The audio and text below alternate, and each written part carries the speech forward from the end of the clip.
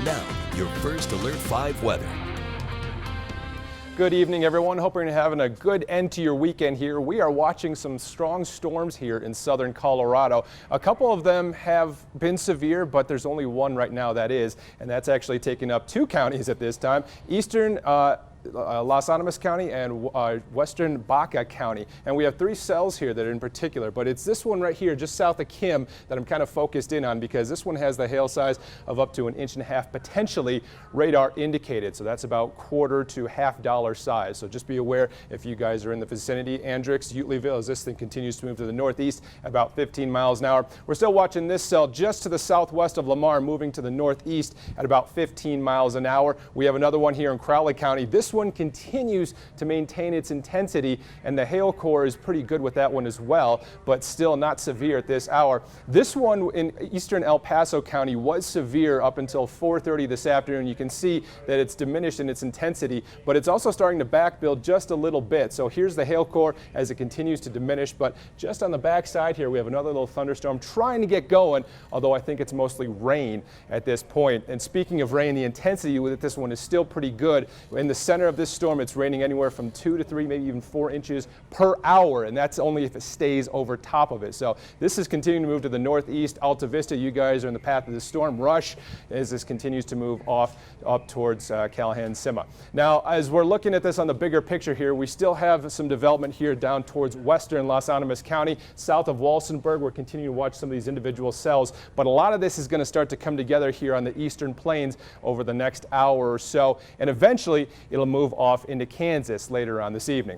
Right now we're at 62 here in Colorado Springs with a north wind at 22 miles an hour. Humidity values are still up there, above 60% in both locations. Down in Pueblo, mostly cloudy conditions and a current temperature of 66 degrees. 70s out on the eastern plains with a couple of 80s on the Arkansas River Valley for La Junta and Lamar. 60s for Monument and Colorado Springs, 51 for Woodland Park, and 60s for Salida and Saguache at this hour.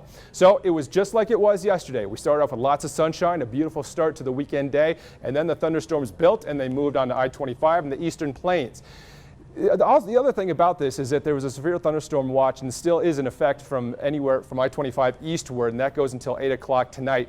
So it expanded in coverage, but the thing about it is that a lot of these cells, they weren't individual. They were very large in nature, so that kind of takes away a lot of the energy. So we didn't see the huge flare-up that we might have been anticipating like what we saw yesterday. But for tonight, all these cells will continue to move off to the northeast here, still looking at some pretty good intensity down here in the southeastern corner of the state where they have a lot more energy, and that's at 9 o'clock this evening, so we'll keep our eyes on that. During the overnight period, we'll start to clear things out. I'm not going to rule out a stray shower moving through the southern half of the state here because we still have a lot of energy coming from a low pressure out in Nevada. It's amazing how something that far away can actually affect us here. But again, we'll start off tomorrow morning with mostly clear skies, and then right around the lunchtime hour, here we go again. Another round of thunderstorms in the higher elevations. Again, spreading onto the eastern plains by the afternoon. But what's interesting about this is that by the time we get to tomorrow evening, this is where the greatest threat for severe weather will start to set up on the far eastern plains and Kansas border as we look for the potential for severe outlook tomorrow. A slight risk for Monday, and you can see Lamar, Highway 287, all the way out to the Kansas border. Starts to diminish the further west you go, but regardless, we've seen what happens, so just keep your eyes to the skies over the next day or so. Highs for tomorrow afternoon, 75 in Monument. It's going to be a warmer day because a lot of this weather will be taking place on the far eastern plains. Down here in the lower elevations, 82 for the Colorado Springs area, 83 for Security.